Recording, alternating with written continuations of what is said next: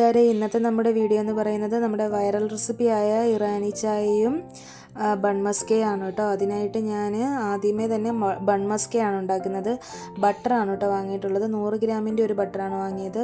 അത്യാവശ്യം quantity 100 gram തന്നെ എനിക്ക് തോന്നി, അതുകൊണ്ടാണ് അത് വാങ്ങിയത്. പക്ഷെ അത് കൂടുതലാണോ എന്നുള്ളൊരു തോന്നലുണ്ടായിരുന്നു. അതുകൊണ്ട് അതിൻ്റെ പകുതിയെ ഞാൻ ആദ്യം എടുത്തുള്ളൂ കേട്ടോ.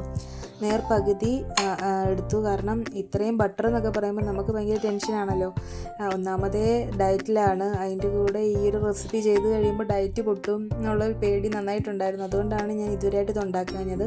പക്ഷേ കുട്ടികൾക്ക് അവധി ആയതുകൊണ്ട് അവർ 2 ദിവസമായിട്ട് പുറകെ ഇങ്ങനെ നടന്നുകൊണ്ടാണ് കേട്ടോ ഇപ്പോൾ ഇത് ഉണ്ടാക്കുന്നത്.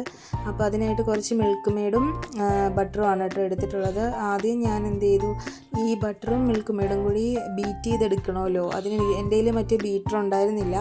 അതുകൊണ്ട് തന്നെ ഞാൻ മറ്റേ നമ്മുടെ ചായ ഇങ്ങനെ അടിക്കുന്ന ഒരു ബീറ്ററില്ലേ, കോഫി ബീറ്റർ, അതൊന്ന് വെച്ചൊന്ന് നോക്കിയിട്ടോ. അത് ഫ്ലോപ്പായി പോയി, അത് നടക്കത്തില്ലായിരുന്നു, അത് കട്ടി പിടിച്ചിരിക്കുന്ന തോന്നി. അത് പിന്നെ ഞാൻ മാറ്റി കേട്ടോ പകുതിയായപ്പോൾ. പിന്നെ നമ്മുടെ സ്പൂണിൻ്റെ ഫോർക്കില്ലേ, അത് വെച്ചിട്ടാണ് കേട്ടോ ഞാൻ അടിച്ചെടുത്തത്. പക്ഷേ എനിക്കൊരു അബദ്ധം പറ്റിയത് എന്താണെന്ന് വെച്ചാൽ, ബട്ടർ ഞാൻ വെളിയിലാണ് വെച്ചത്. അപ്പോൾ നല്ലതായിട്ട് മെൽറ്റായി പോയിട്ടുണ്ടായിരുന്നു. ഇതിങ്ങനെ ചെയ്തപ്പോഴും പെട്ടെന്ന് തന്നെ ഇതിങ്ങനെ നമുക്ക് ഫോർക്ക് വെച്ച് തന്നെ ചെയ്യാവുന്നതേ ഉള്ളൂ കേട്ടോ. പക്ഷേ എനിക്ക് പറ്റിപ്പോയത് എന്താണെന്ന് വെച്ചാൽ, കുറച്ച് മെൽറ്റായിപ്പോയി. കുറച്ച് നേരം ഫ്രിഡ്ജിൽ വെച്ചാൽ തന്നെ അത് ഓക്കെ ആവുമായിരുന്നു. പക്ഷേ കുട്ടികളുടെ ധൃതി കൊണ്ട് എനിക്കത് ചെയ്യാൻ പറ്റിയില്ല. എന്നാലും ഞാൻ നല്ല രീതിയിൽ ബീറ്റ് ചെയ്തത് എടുത്ത്, എന്നിട്ട് അതിൻ്റെ കൂടെ കുറച്ച് എന്നാൽ നോക്കിയപ്പം കുറച്ച് വെള്ളം പോലെ തോന്നിയതുകൊണ്ട് ഞാൻ ഓർത്ത് ഇനി ബട്ടറിൻ്റെ കുറവാണെന്ന് ഓർത്ത് അതിൻ്റെ ആ പകുതിയുടെ പകുതിയും കൂടി പകുതിയും കൂടി ഇട്ടു കേട്ടോ. അങ്ങനെ 1/4 ബട്ടർ ഞാൻ അതിനകത്ത് ആഡ് ചെയ്തിട്ടുണ്ട്. പക്ഷേ മിൽക്ക് മെയ്ഡ് ഞാൻ അത്രയും തന്നെ യൂസ് ചെയ്തിട്ടുള്ളൂ കേട്ടോ. എന്നിട്ട് നന്നായിട്ട് ഞാൻ ബീറ്റ് ചെയ്തെടുത്തു. അപ്പോൾ നല്ലൊരു ക്രീമി ടെക്സ്ചറായിട്ട് വന്നു കേട്ടോ.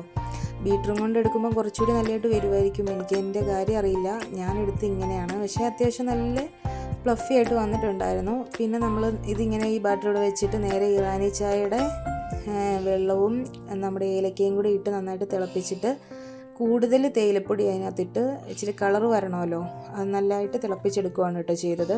എന്നിട്ട് നന്നായിട്ട് അത് തിളച്ച് വന്നപ്പോൾ അതിലേക്ക് അത് ഞാൻ ഡ്രെയിൻ ചെയ്ത് ഒരു കപ്പിലാക്കി വെച്ചിട്ടോ, അതങ്ങ് മാറ്റി വെച്ചു. പിന്നെ ഞാനതിന് ചെയ്തത് നേരെ വെള്ളം ചേർക്കാത്ത പാല് എടുത്തിട്ട്, ഒട്ടും വെള്ളം ചേർത്തിട്ടില്ല, എന്നിട്ടത് അങ്ങ് തിളപ്പിക്കാൻ വേണ്ടി വെച്ചു കേട്ടോ. അതിങ്ങനെ തിളച്ച് വരുമ്പോഴത്തേക്കും, നന്നായിട്ട് കുറുകി വരുമ്പോഴത്തേക്കും നമ്മൾ അതിനകത്തോട്ട് മിൽക്ക് മെയ്ഡ് ആഡ് ചെയ്ത് കൊടുക്കുകയാണ് ചെയ്യുന്നത്. ആവശ്യത്തിനുള്ള മിൽക്ക് മെയ്ഡ് നിങ്ങൾ ചെയ്താൽ മതി കേട്ടോ. എനിക്ക് ഒത്തിരി മധുരം വേണ്ട. കാരണം എന്താണെന്ന് വെച്ചാൽ, ഒന്നാമത് നമ്മൾ ഡയറ്റിലാണല്ലോ. അതിൻ്റെ കൂടെ മിൽക്ക് മെയ്ഡും ഈ ബണ്ണിൻ്റെ ഇതും എല്ലാം കൂടി ആകുമ്പോൾ എനിക്ക് നല്ല ടെൻഷൻ ഉണ്ടായിരുന്നു. പക്ഷെ നമ്മൾ എന്തായാലും ഉണ്ടാക്കുമ്പം കഴിച്ചു പോകുമല്ലോ.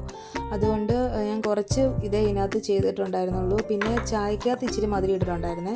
പിന്നെ ഓൾറെഡി വാങ്ങിയ ബണ്ണ് ഞാനൊന്ന് ആവി കയറ്റിയെടുത്തായിരുന്നു. പക്ഷേ നല്ല സോഫ്റ്റായിട്ട് വന്നു കേട്ടോ ബണ്ണ്. അപ്പോൾ ചെറു ചൂടോടുകൂടി തന്നെയാണ് കേട്ടോ ഞാനിതങ്ങ് തേച്ചെടുത്തത്, ഈ ബാറ്റർ അതിലോട്ട് തേച്ചെടുത്തത്. എനിക്ക് തോന്നുന്നു അതുകൊണ്ട് കുറച്ച് മെൽറ്റായി പോയിട്ടുണ്ടായിരുന്നു ഞാൻ എടുത്തതേ. അത് കുറച്ച് നേരം ഫ്രിഡ്ജിൽ വെക്കുവാണെങ്കിൽ നല്ലതായിട്ട് കിട്ടും എന്ന് എനിക്ക് തോന്നുന്നു. പക്ഷേ നല്ല സോഫ്റ്റ് ബണ്ണാണ് കേട്ടോ. എനിക്കൊന്ന് ബണ്ണിൻ്റെ ചൂടും കൂടി ആയതുകൊണ്ടായിരിക്കും ഇത് മെൽറ്റ് ആയത്. പക്ഷെ നല്ല ടേസ്റ്റ് ആയിരുന്നു കേട്ടോ. എനിക്ക് ഒത്തിരി ഇഷ്ടപ്പെട്ടു. പിള്ളേർക്കൊക്കെ ഭയങ്കരമായിട്ട് ഇഷ്ടപ്പെട്ടു. ഒരു ബണ്ണൊന്നും നമുക്ക് തികയത്തില്ല കേട്ടോ. നല്ല സോഫ്റ്റാണ്, നമ്മളത് കഴിച്ചു പോകുന്നത് തന്നെ അറിയത്തില്ല. പക്ഷെ നല്ല ടേസ്റ്റ് ഉണ്ടായിരുന്നു. ഞാനത് ഇങ്ങനെ സൈഡ് വഴി എല്ലാം തേച്ചങ്ങ് കൊടുത്തു കേട്ടോ. ആ ബാറ്റർ 4 ബണ്ണേ എടുക്കുന്നുള്ളൂ, 4 പേർക്ക് ഓരോന്ന് കേട്ടോ. ആ ഒരു കണക്കിൽ തന്നെയാണ് ഞാനത് എടുത്തത്. നന്നായിട്ട് ഞാനത് തേച്ചങ്ങ് പിടിപ്പിച്ചിട്ടുണ്ടായിരുന്നേ. പക്ഷേ ഇത് കഴിക്കുന്നത് അത്ര നല്ലതാണെന്ന് എനിക്ക് തോന്നുന്നില്ല കേട്ടോ. വല്ലപ്പോഴും ഒരെണ്ണമൊക്കെ കഴിക്കാം. കാരണം വെയിറ്റ് ലോസൊക്കെ ചെയ്യുന്നവർക്ക് ഒട്ടും പറ്റാത്തൊരു സാധനമാണ് കേട്ടോ. ഇത്രയും മധുരവും ബട്ടറും ബണ്ണും എല്ലാം കൂടി ആകുമ്പം നമ്മുടെ ഡയറ്റ് അങ്ങ് പൊട്ടിപ്പോകും. ഇതൊക്കെ ഉണ്ടാക്കുന്ന സമയത്ത് നമുക്ക് ഡയറ്റൊന്നും പറഞ്ഞിരിക്കാൻ പറ്റത്തില്ലല്ലോ. ചില സമയത്ത് തോന്നുമല്ലോ, നമുക്ക് എപ്പോഴും ഈ ഡയറ്റാണോ, ഈ ഫുഡൊക്കെ പിന്നെ നമുക്ക് കഴിക്കണ്ടേ, നമ്മൾ മനുഷ്യരല്ലേ എന്നൊക്കെ നമുക്ക് ചില സമയത്ത് ഇങ്ങനെ റിഗ്രറ്റ് അടിച്ച് തോന്നുമല്ലോ.